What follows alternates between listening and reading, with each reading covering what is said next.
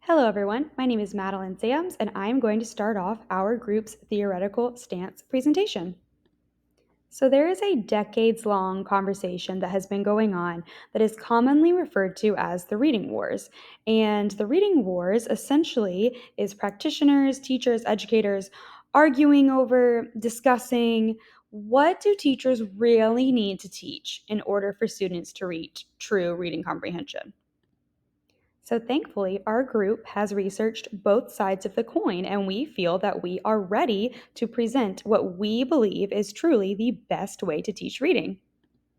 So, before we dive into more detail, I'm going to give you an overview about the different theories of the discussion about teaching reading.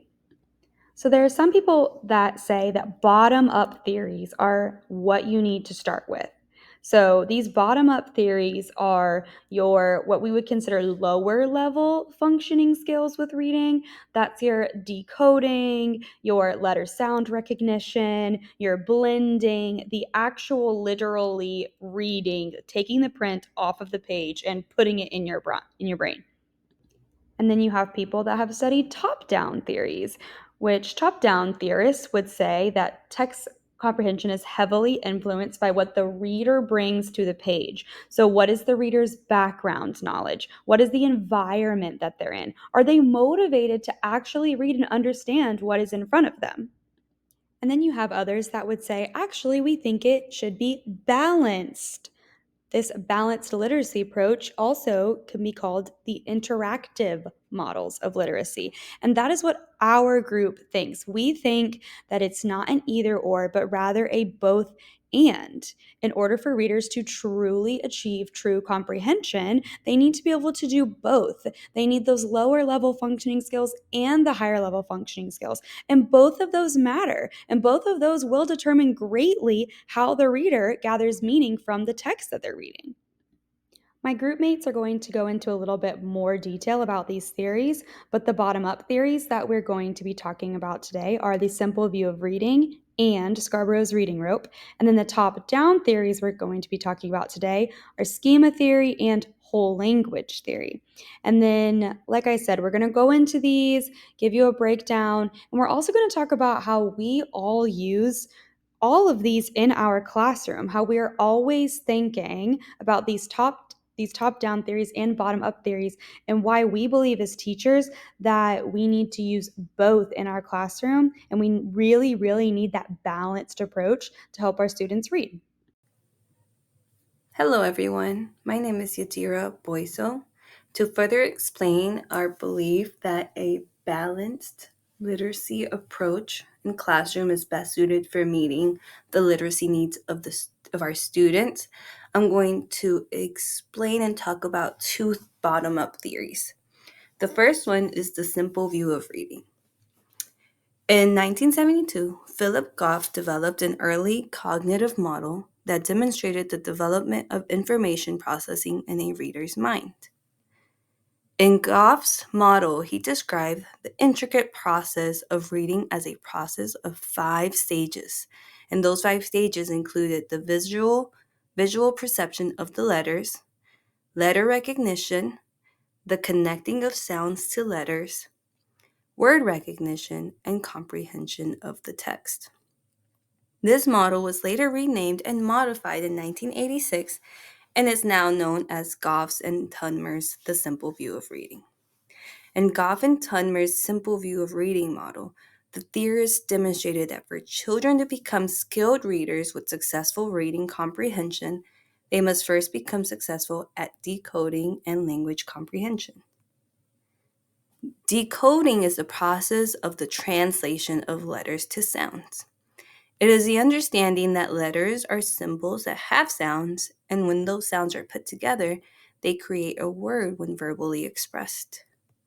For instance, the letters on a paper may be CAT.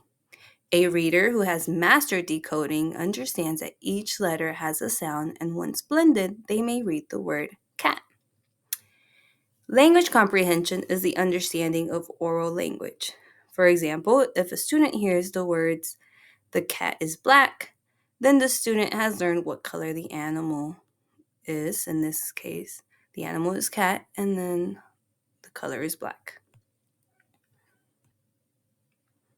Both Goff and Tunmer believed that students needed explicit and systematic instruction on both decoding and language comprehension in order to gain reading comprehension. In the simple view of reading model, the cognitive process of reading is depicted as an equation. Here you see an illustration of it where it's decoding or word recognition times language comprehension or oral language skills equals reading comprehension. This equation illustrates the need for a student to master both decoding or word recognition and language comprehension to achieve success in comprehending written text. If readers do not master both skills, then they are more than likely to have difficulty comprehending what they are reading. For instance, if a student does really well with decoding but doesn't understand what the information they're receiving, then more than likely they will lack reading comprehension. This happens a lot with multilingual learners, for instance, where they don't understand the language, but if they have already developed decoding skills in their own language, for instance, in Spanish, then they are more than likely able to transfer that knowledge into learning the English sounds and letters. However, they may still lack English proficiency, which will affect their language comprehension and ultimately affect their reading comprehension. So, again, if readers do not master both skills, then more than likely they won't be able to comprehend what they are reading. And so, educators can use this model and this equation to pinpoint students who are struggling. This is necessary for educators to provide appropriate interventions to best support these students and to respond to their strengths and weaknesses before they develop into adults that are not skilled readers. Similar to Guff and Tunmer, Dr. Hollis Scarborough aimed to explain the intricate process of information processing for early readers in Scarborough's reading rope, which was developed in the early 1990s. Like Goff and Tunmer's simple view of reading, Scarborough's reading rope emphasizes the skills of decoding or word recognition and language comprehension. It is an expansion of how the simple view of reading describes the reading process. As Scarborough's reading rope goes into more detail on the different subskills of the main sections of word recognition and language comprehension. Dr. Scarborough believes in explicit and systematic instruction to be an essential part in supporting students.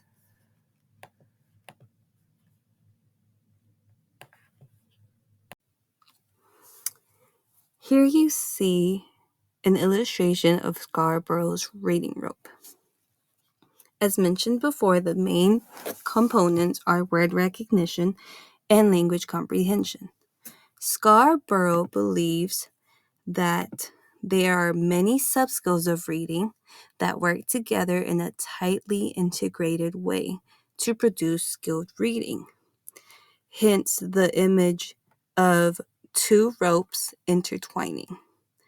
Reading is a complex process that Scarborough believes is not a single skill, but multiple skills being mastered together.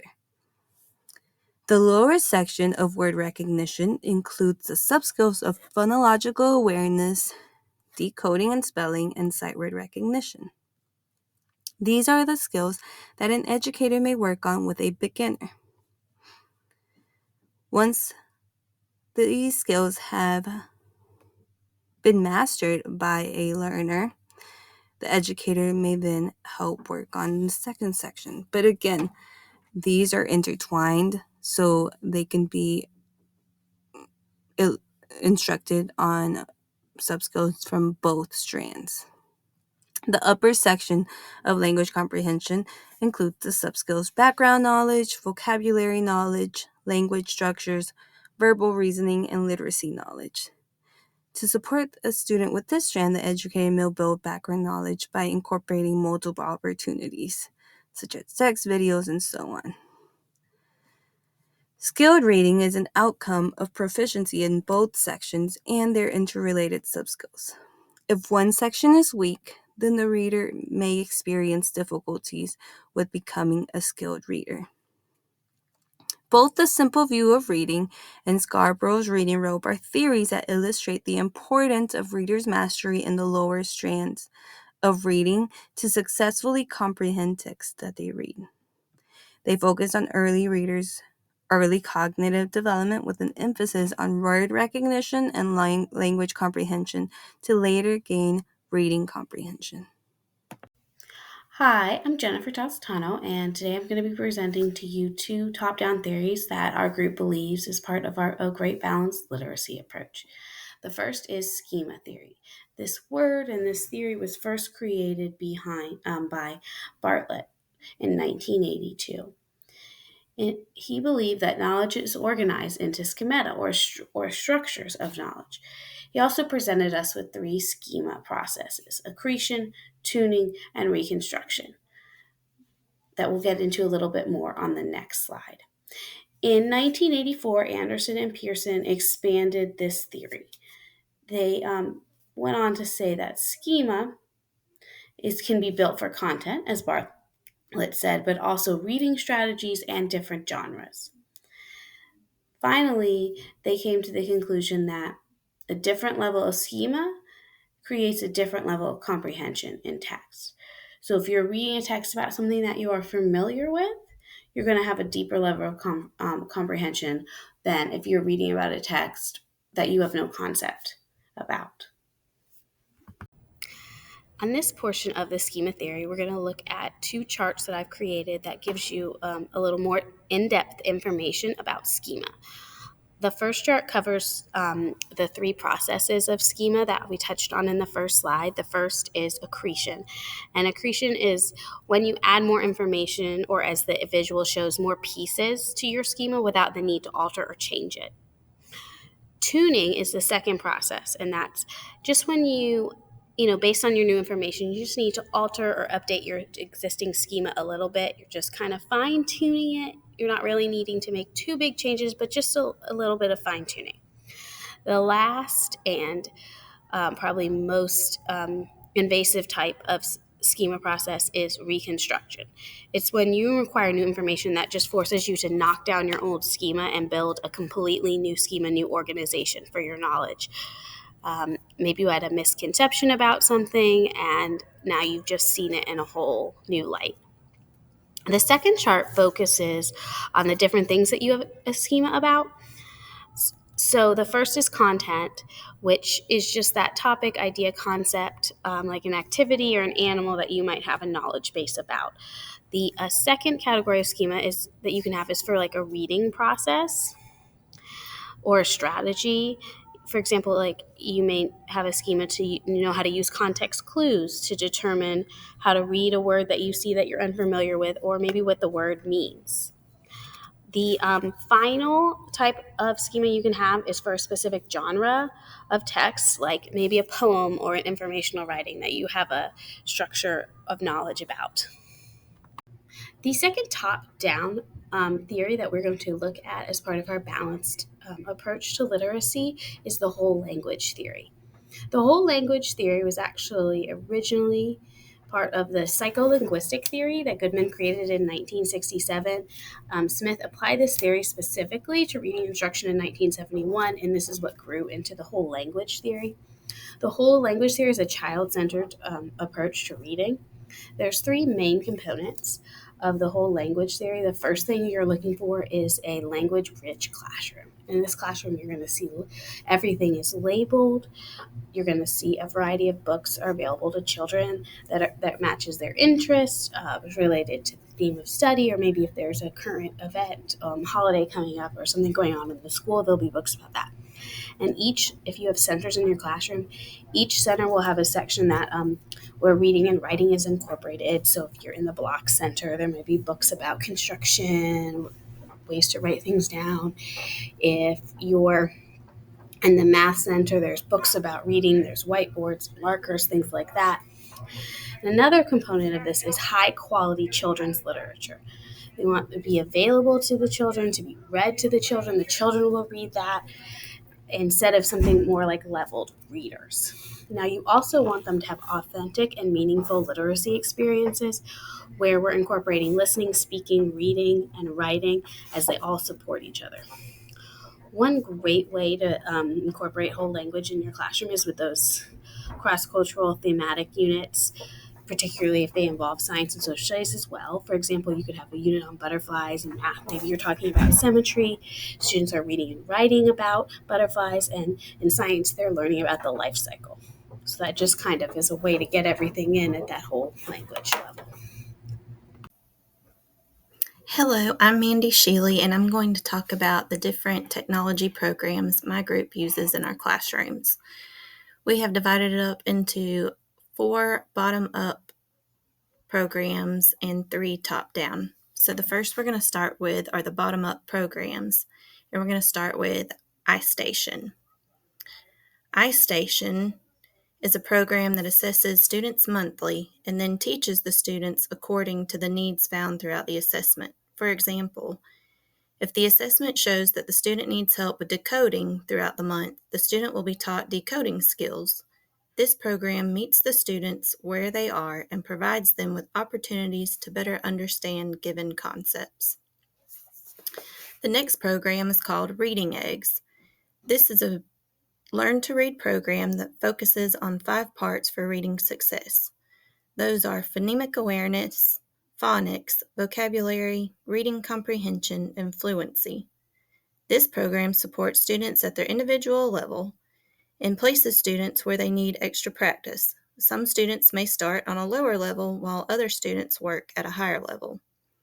This program meets each student's needs and helps them to improve as they interact with the program.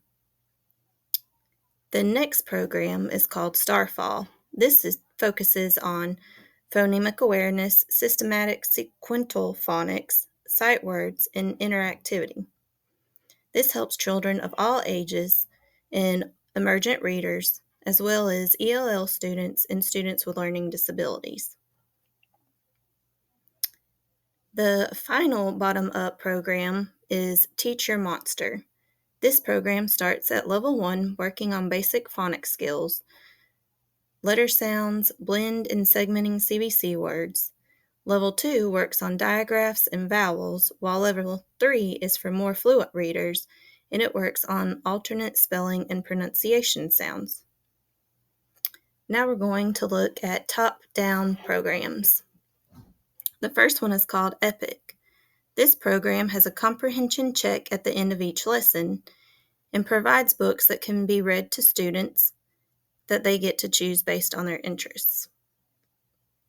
The next program is called Reading A to Z. This is a resource that teachers can use to help students with the reading process. The program offers printable books for each reading level so that students can have a variety of books to choose from. You can also find reader theater scripts on this website/program from stories that teachers and students have been reading. Their reading scripts start at the first grade level and go all the way to 5th grade. But the printable books offered are from kindergarten through 5th grade. And the last program we're going to look at is called ReadWorks. This site offers thematic units, paired text, and read aloud options. It uses students' background knowledge for them to understand what they are reading. Hi, my name is Julie Kelly. I will be presenting instructional strategies on bottom up and top down literacy theories. First, we will discuss application of the theories in the classroom, instructional strategies to apply the bottom-up simple view of reading in Scarborough's reading rope in the classroom is to explicitly discuss unknown words in the decodable readers before students begin decoding, blending, and reading the words. Tracy and Morrow, 2017. This supports students in developing word recognition and the meaning of unknown words and comprehension of what they read in the story. Students' brains already work so hard to decode, blend, and read words. If we can support them by instructing on unknown words, their meaning, and decode, blend, and read them, this models important skills that our students are working to develop. Mackey, 2023. I also included some resources and images here at the bottom of the screen from Hello Literacy 2025. You will notice that there are images of a decodable reader. It is the decodable reader Pat from Hello Literacy 2025. We also utilize vocabulary cards with the words written on them and then the meaning and definition of those words. And also we include pictures. This way our students not only decode, blend, and read the word, but they also see a picture that represents the word. And then we talk about the meaning and then the context of that meaning. Next, we're going to speak about teaching strategies and interventions. Instructional strategies in the classroom to apply the schema theory and the whole language theory is by conducting lessons based on themes. Tracy Morrow, 2024. Okay, these theories are top-down intervention strategies in regards to the top-down theories. Ensuring activities are engaging for students is important, as students will not retain information if they are not engaged in the lesson. Tracy Morrow, 2024. Many teachers use themes to instruct students to engage them.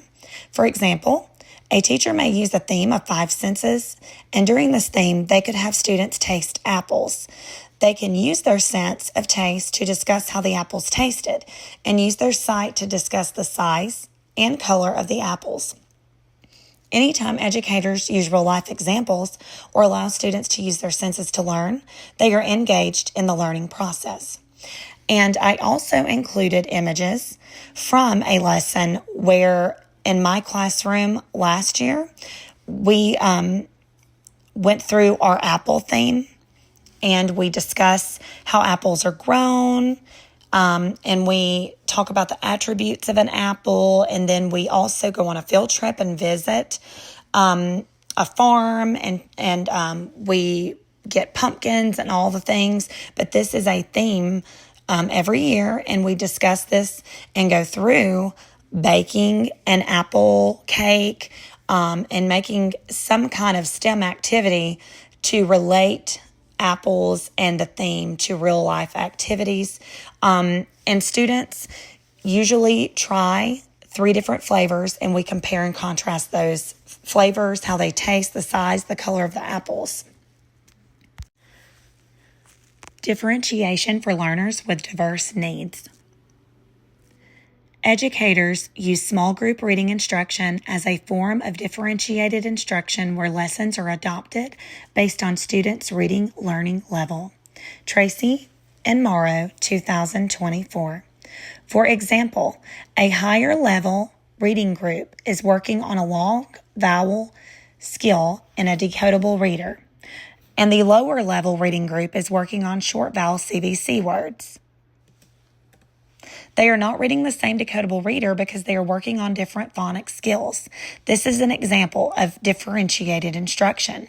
Mackey, 2023 stated, this top-down awareness is grounded by accountability to the actual words on the page, but is not limited to rote recitation of what the letters present. It helps shape a reader's awareness of the more extensive and complete communication of the whole text. The top-down approach speaks at the stages of reading when a student has obtained automaticity and does not require the intense stages of decoding but reads in a fluid rhythm. Mackey, 2023. At this stage, students are more prepared to focus on comprehension and what the story is about. However, In contrast, the lower level reader group is, of course, going to be on that decodable reader with the short vowels, but we would also put the higher level readers into a reading comprehension story that would focus more on reading comprehension and the main idea of the text to help facilitate that higher order of thinking. As you can see, I included images on the bottom of the slide. Jones 2025 has a small group table set up here for a reading small group. And then I also included an image of some of the decodable readers that we use. And you will notice these are different leveled decodable readers. They all have different titles. They're all based on different phonics and literacy skills. As my classmates shared in greater detail, there are many different ways that students can make meaning from a text. If they are looking at unknown words, decoding, sounding out, being able to blend those words and realizing, oh, I know what that word means, and then being able to continue the story, they may be using more bottom up strategies. If they are instead using the context, that maybe they're able to read the words fluently, but the context they're able to bring from their prior knowledge helps them figure out the definition of that word. That may be more of a top down strategies. Either way, we believe that readers are actually using both throughout their entirety of their reading. It's not that the younger readers are only using bottom up strategies and the older readers are only using top down strategies. That's actually not true. We can use both as we grow. And either way, depending on what our minds are doing as we're processing that information, they're both totally needed when reading and very important. We don't always know which direction our brain is processing as we're reading. So it's important as teachers that we are using strategies and using intervention and instruction that keeps both types of theories in mind. I wanted to end with this quote by Stuart McNaughton, and this quote is actually from an article about using theory to best plan classroom instruction. Effective teaching requires highly knowledgeable, highly adaptable, and highly strategic experts. I think that this summarizes very well the importance of teachers that are always researching, always looking, always searching for the best practices they can use in their classroom. We have to be very flexible, adaptable, says the quote. We have to be strategic, planning out, using assessments to figure out where those learning deficits may be in reading.